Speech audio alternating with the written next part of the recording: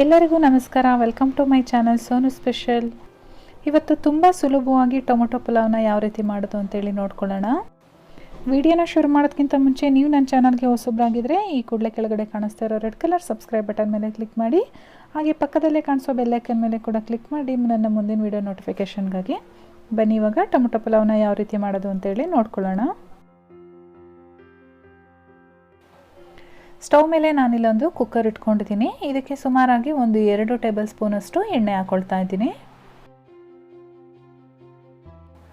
ಎಣ್ಣೆ ಎಲ್ಲ ಬಿಸಿ ಆದಮೇಲೆ ಇದಕ್ಕೆ ಸ್ಪೈಸಸ್ ಆ್ಯಡ್ ಮಾಡ್ತಾ ಇದ್ದೀನಿ.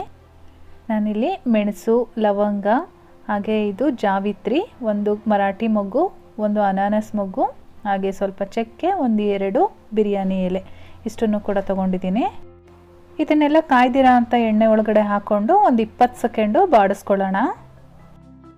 ಇದರ ಜೊತೆಗೆ ನಾನು ಒಂದು ಏಲಕ್ಕಿ ಹಾಕ್ಕೊಳ್ತಾ ಇದ್ದೀನಿ. ಏಲಕ್ಕಿ ಹಾಕಬೇಕಾದ್ರೆ ಈ ರೀತಿ ಸಿಪ್ಪೆನ ಓಪನ್ ಮಾಡಿ ಹಾಕ್ಕೊಳ್ಳಿ, ಇಲ್ಲಾಂದರೆ ಅದು ಸಿಡಿಯುತ್ತೆ.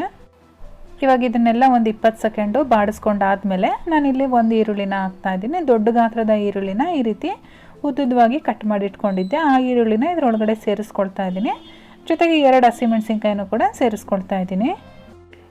ಈರುಳ್ಳಿ ಸ್ವಲ್ಪ ಕಲರ್ ಚೇಂಜ್ ಆಗೋವರೆಗೂ ನಾವು ಈ ಎಣ್ಣೆಯಲ್ಲಿ ಫ್ರೈ ಮಾಡ್ಕೊಳ್ಳೋಣ.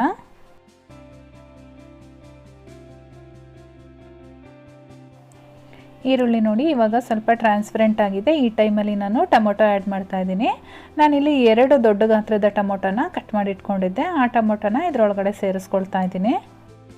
ಇವಾಗ ನಮಗೆ ಟೊಮೊಟೊ ಚೆನ್ನಾಗಿ ಮ್ಯಾಶ್ ಆಗಬೇಕು, ಅಲ್ಲಿವರೆಗೂ ನಾವು ಫ್ರೈ ಮಾಡ್ಕೊಳ್ಬೇಕಾಗತ್ತೆ. ನಾನಿವಾಗ ಲೋ ಫ್ಲೇಮಲ್ಲಿ ಇಟ್ಕೊಂಡು ಇದಕ್ಕೆ ಒಂದು ಲಿಡ್ ಕ್ಲೋಸ್ ಮಾಡಿ ಒಂದು 5 ನಿಮಿಷಗಳ ಕಾಲ ಈ ಟೊಮೊಟೊನ ಬೇಯಿಸ್ಕೊಂಡಿದ್ದೀನಿ. ನೋಡಿ ಚೆನ್ನಾಗಿ ಮ್ಯಾಶ್ ಆಗಿದೆ.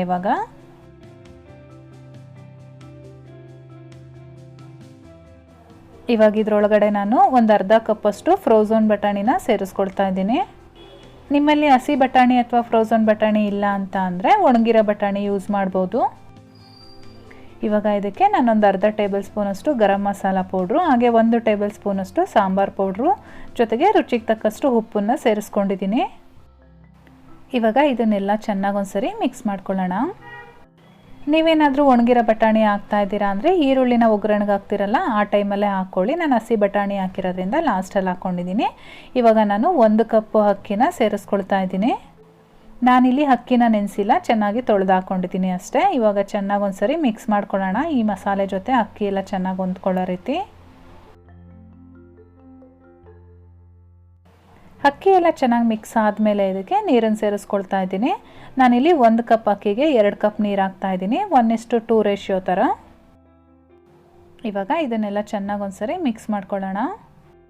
ಎಲ್ಲ ಮಿಕ್ಸ್ ಆದಮೇಲೆ ಲಾಸ್ಟಲ್ಲಿ ನಾನಿಲ್ಲಿ ಪುದೀನ ಸೊಪ್ಪು ಹಾಗೆ ಸ್ವಲ್ಪ ಕೊತ್ತಂಬರಿ ಸೊಪ್ಪನ್ನು ಇದರೊಳಗಡೆ ಸೇರಿಸ್ಕೊಳ್ತಾ ಇದ್ದೀನಿ. ಹಾಗೆ ಮೇಲ್ಗಡೆ ನಾನಿಲ್ಲಿ ತುಪ್ಪ ಹಾಕ್ತಾ ಇದ್ದೀನಿ, ಒಂದು ಅರ್ಧ ಟೇಬಲ್ ಸ್ಪೂನಷ್ಟು. ಇದನ್ನು ಕ್ಲಾರಿಫೈಡ್ ಬಟರ್ನ ನಾನಿಲ್ಲಿ ತೊಗೊಂಡಿದ್ದೀನಿ. ಇವಾಗ ಮತ್ತೆ ಅದನ್ನು ತಿರುಗಿಸೋದು ಬೇಡ, ಒಂದು ಲಿಡ್ ಕ್ಲೋಸ್ ಮಾಡಿ 2 ವಿಷಲ್ ಕೂಗಿಸ್ಕೊಳ್ಳೋಣ.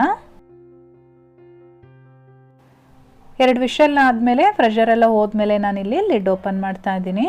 ಬನ್ನಿ ಹೇಗಾಗಿದೆ ಪಲಾವ್ ನೋಡೋಣ. ಇದಕ್ಕೆ ನಾನು ಮತ್ತೆ ಸ್ವಲ್ಪ ಹಸಿ ಕೊತ್ತಂಬರಿ ಸೊಪ್ಪನ್ನು ಆ್ಯಡ್ ಮಾಡ್ಕೊಳ್ತಾ ಇದ್ದೀನಿ.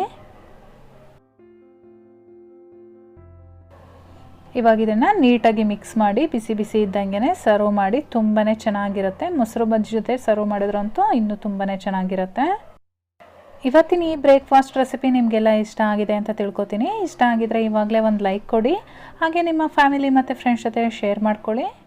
ಇನ್ನು ನನ್ನ ಚಾನಲ್ನ ಸಬ್ಸ್ಕ್ರೈಬ್ ಮಾಡ್ಕೊಳ್ಳದೆ ನೋಡ್ತಾ ಇದ್ದೀರಾ ಅಂದರೆ ಈ ಕೂಡಲೇ ಸಬ್ಸ್ಕ್ರೈಬ್ ಮಾಡ್ಕೊಳ್ಳಿ. ನಾನು ಮತ್ತೆ ನಿಮಗೆ ಸಿಗ್ತೀನಿ ಇನ್ನೊಂದು ಈಸಿ ರೆಸಿಪಿಯೊಂದಿಗೆ. ಅಲ್ಲಿವರೆಗೂ bye bye, take care, thank you for watching.